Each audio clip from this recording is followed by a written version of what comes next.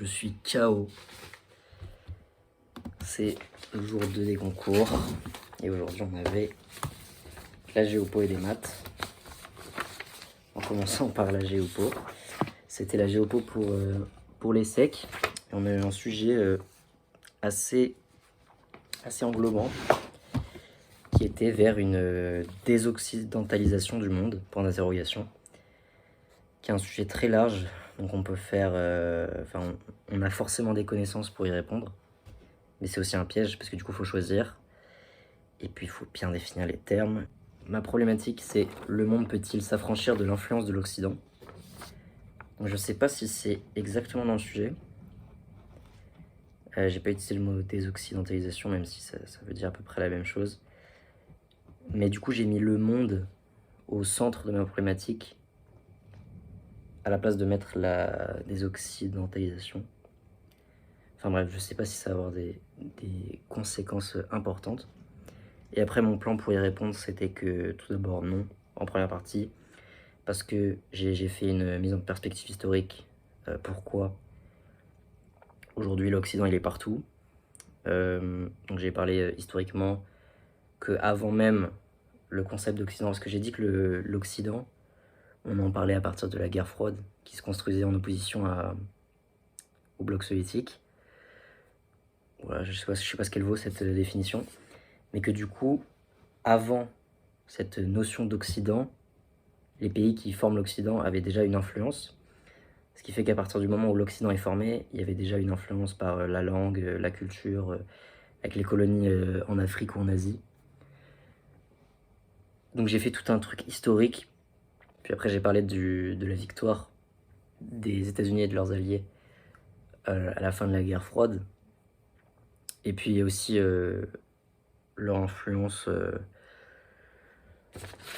dans le monde avec le soft power, le hard power. Et j'ai dit en troisième, enfin la troisième sous-partie de ma première partie, c'est pourquoi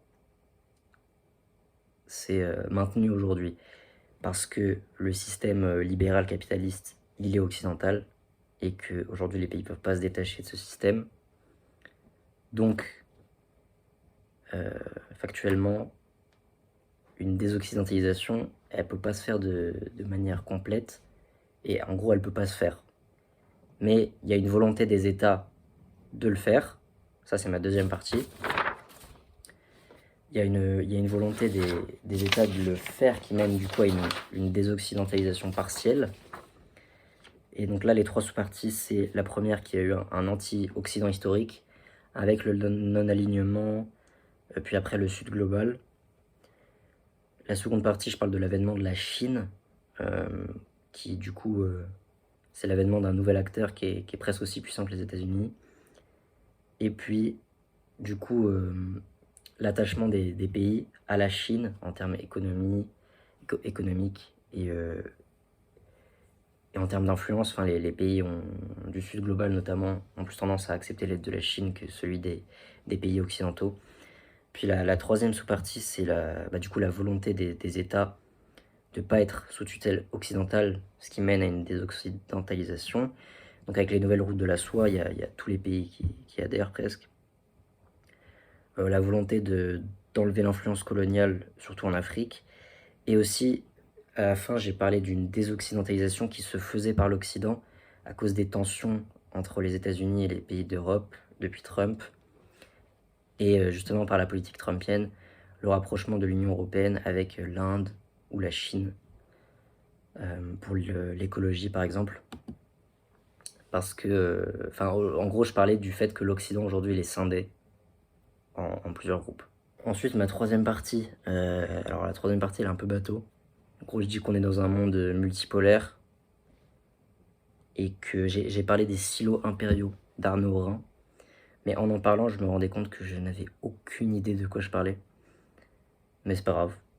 Écoutez, peut-être que le correcteur n'en aura aucune idée non plus et ça se passera bien. Ensuite, j'ai dit que les États-Unis maintenaient quand même, ça restait quand même la première puissance mondiale et qui maintenait une influence mondiale et une ingérence extérieure importante avec la guerre en Iran. Et que sous Trump, l'Occident il est scindé. Je sais plus ce que j'ai mis en conclusion. mais elle était pas dingue. Mais après, j'ai vraiment eu le temps de finir parce que j'ai appris des leçons d'hier. J'ai passé 1h30 sur le brouillon et après, j'y suis allé direct. Ensuite, les maths. Aïe, aïe, aïe, aïe, aïe, aïe, aïe.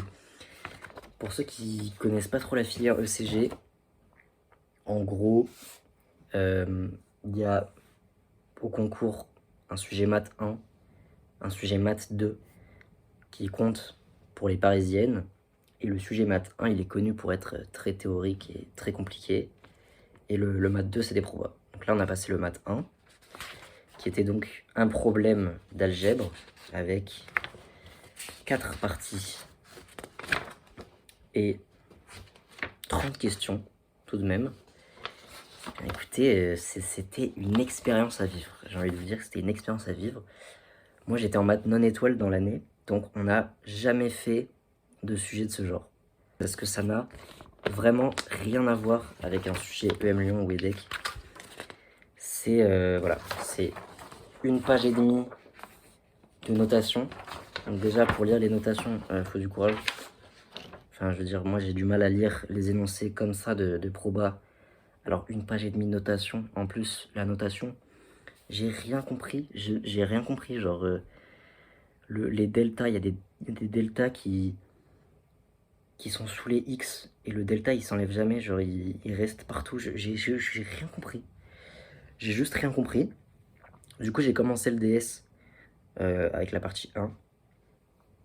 Et première question, j'y arrive pas, je comprends pas, je bug. Et puis en fait, quand t'es face à un sujet comme ça, genre, c'est tellement dur d'entrer dedans, dans la réflexion. Je pense d'autant plus qu'on n'en a jamais fait. Donc je pense que je suis resté 1h30 à ne rien faire. Et il y a quelqu'un qui est parti de la salle à ce moment-là. Et je me suis dit, mais je vais faire pareil, je vais partir. Au final, je suis resté, j'ai fait aucune question de la partie 1. J'ai rien fait. Parce que je comprenais pas les notions.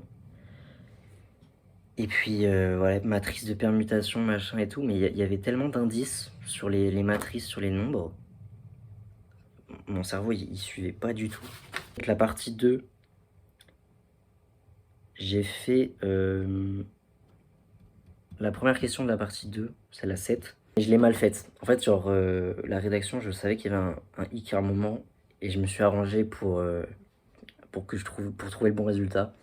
Mais il y avait des trucs justes, mais bon, c'est qu'une question, quoi. Après, j'ai rien fait du tout. Partie 3, j'ai skip. Donc, partie 3 de la question 11 à la question 21, j'ai skip. Partie 4, j'ai gratté la première question. Wow, c'est fou. J'ai fait 2 questions et demie sur 30. Je vois pas dans quel monde j'ai au-dessus de 1 genre. Voilà, pour tous ceux qui ont passé les concours, faut pas se décourager parce qu'on est tombé sur ce sujet de maths.